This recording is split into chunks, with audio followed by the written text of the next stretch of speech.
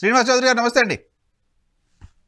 నమస్తే నమస్తే. చంద్రబాబు నాయుడు గారిని ఏమంటారు, చంద్రబాబు నాయుడు గారి కోసం జాకీలేసి లేపుతున్నారు, పక్క రాష్ట్రాల నుంచి క్యాంపెయినర్లను తెస్తున్నారు అంటూ ముఖ్యమంత్రి గారు మాట్లాడారు. మీ ప్రశ్నే పెద్ద ఆశ్చర్యకరమైన హాస్యాస్పదంగా.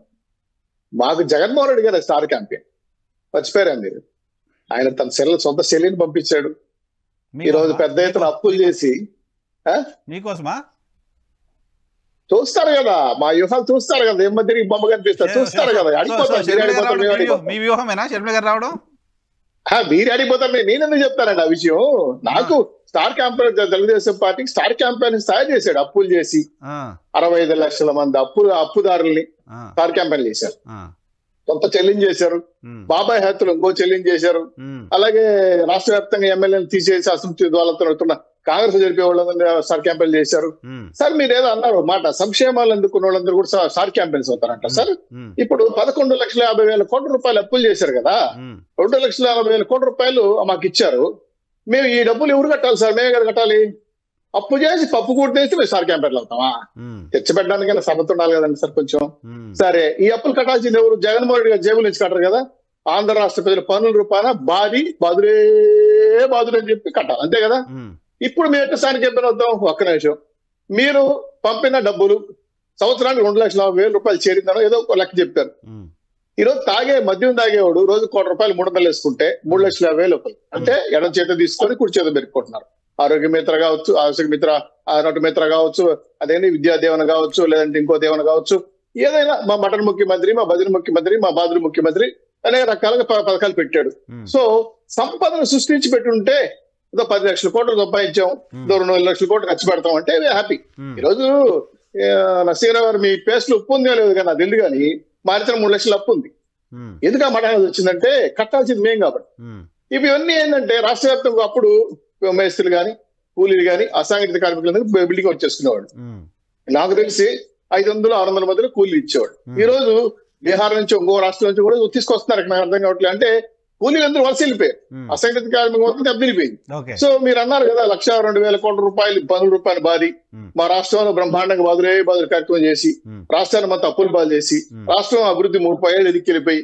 సరే, ఇక్కడ స్టార్ క్యాంపెయిన్లు వాళ్ళే చేస్తారు, మాకు అందులో అనుమానించాల్సిన అవసరం లేదు కదా. ప్రమాణం చర్చిపోయాడు అర్థం కాల సార్. స్టార్ క్యాంపెయినర్లు జగన్మోహన్ రెడ్డి గారే మీకు ఇస్తున్నారు. అదే కర్మ సిద్ధాంతం అని భగవద్గీతలో ఉందిలేండి. అది ఎవరేసిన బాణం వాళ్ళకి తగ్గుతుందని సామెత.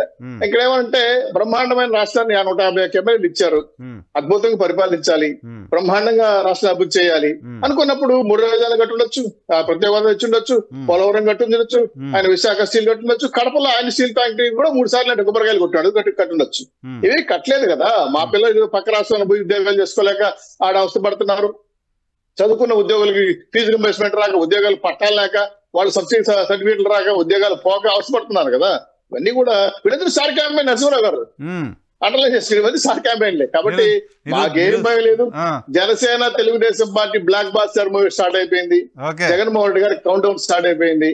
వైఎస్ఆర్సీపీ పార్టీ ఏంటంటే ఫ్యాన్ స్విచ్ అయిపోయింది. జగన్మోహన్ రెడ్డి గారు మొత్తానికి వ్యవహారం అంతా కూడా పార్టీ ప్యాకప్ లో సిచ్యువేషన్ లో ఉంది. ఇటువంటి సిచ్యువేషన్ లో రాష్ట్రం అంతా కూడా 3 స్టేట్ మారిపోయింది. ప్రజలంతా ఎవరు కోటాలు డిసైడ్ అయిపోయారు. మాకేందుకు సార్ స్టార్ క్యాంపెయిన్? మా బాబు గారు, మా లోకేష్ గారు మాకు స్టార్ క్యాంపెయిన్లు. కానీ బ్రహ్మాండంగా అయితే మాత్రం జగన్మోహన్ రెడ్డి గారికి మీరు థ్యాంక్స్ చెప్పాలండి, అనుభవం చెప్పాలి. ఆయన పాపం చాలా పెద్ద ఎత్తున జాకీలు పెట్టి అద్భుతంగా వ్యాపార ప్రయత్నం చేసాం. అంతా కూడా మాకు ప్లస్ కావడం అనేది ఇప్పుడు క్వశ్చన్ మార్క్ కరెక్ట్ మీరు అలా చేస్తున్నారు. ఏంటంటే ఒక నిమిషం ముగిస్తారు. ఇంకోటి ఏంటంటే 175 సీట్లు 170 సీట్లు గెలుస్తామని ఒక టార్గెట్ పెట్టుకున్నారు. సంతోషమే, వాళ్ళ పార్టీ గెలవడం మాకే అభ్యంతరం లేదు. అయితే ఎమ్మెల్యేలు ఎంపీలు ఎందుకు మార్చేస్తున్నారు? విధానాలు పాలసీలు మారలేదనా, లేదంటే వాళ్ళ పని సరిగా లేదనా, అది వాళ్ళ ఇంటర్నల్ విషయం. అయితే ప్రజలు ఎన్నుకున్నారు కదా వాళ్ళు. మిమ్మల్ని అయినా ఒక ఎమ్మెల్యే అయినా అంటే ప్రజా ప్రస్థానంలో ఎన్నుకున్న వ్యక్తి, ఆయన తగిన గౌరవం ఉంటది కదా.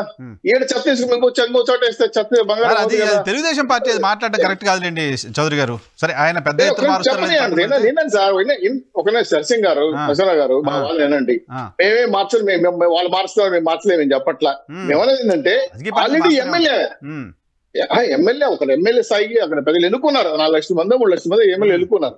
ఆయన అమాంతంగా తీసేసి ఇప్పుడు 95 మంది మార్చారు. అందులో 28 SCSలు ఉన్నారు. ఎస్సీలు మార్చారు. మరి నా ఎస్సీలు నా బీసీలు రాష్ట్రం వాళ్ళు మరి వాళ్ళు న్యాయం చేయలేదు కదా. మార్చడం అనేది రాజకీయ పార్టీ ఎవరిని ఎక్కడ పోటీ పెట్టాలో డెసిషన్ తీసుకుంటుంది మీరైనా. పొమ్మనకుండా మీరు ఇంకో మాట వచ్చు కదా, పొమ్మనకుండా బాగుపెట్టారని. మా జిల్లాలో ఉప ముఖ్యమంత్రి నరసింహరావు గారు, నారాయణ స్వామి గారు ఉన్నారు. ఆయన తీసుకెళ్లి కుప్పం ఎంపీ సీట్కి వేశారు. పొమ్మలేక పొగబెట్టారేమో కానీ మార్చకూడదు. రాజకీయ పార్టీలు డిఫరెంట్ ప్లేసెస్ లో పోటీ చేయడం చాలా కామన్ ఇష్యూ కదా. గతంలో తెలుగుదేశం పార్టీ మార్చింది, చాలా రాజకీయ పార్టీలు మార్చాయి. నరసింహ గారు ఇక్కడ రింగ్ మాస్టర్ ఎవరు మీకు అర్థమైంది, ఎవరు రింగ్ వేస్తారో తెలుసు, మీకు ఎలా రాజకీయ కల్పన తెలుసు. అందుకే మా వ్యూహాలకు తట్టుకోవాలి. రాజకీయ పార్టీ విమర్శలు చేసుకోవచ్చు కానీ మార్చడం అనేది ఇప్పుడు ఇంతకుముందు విజయ్ గారు చెప్పారు ఏంటి ఒక పాయింట్, మీకు ఇంతమంది స్టార్ క్యాంపెయినర్లు ఉంటే మీరు ఇప్పుడు మార్చాల్సిన అవసరం ఏంటి అన్నారు. అది పాయింట్ లాజిక్ గా తీసుకోవచ్చు. అంతమంది ఓటేసేటప్పుడు నీకు ఎమ్మెల్యే అభ్యర్థి ఎవరైతే ఏంటి అనేది. కానీ ఇక్కడ ఎవరని చెప్పారు, పథకాలు వేసిన వాళ్ళ లేదా వాలంటీర్ల లేదా వాళ్ళ కార్యకర్తల ఎవరు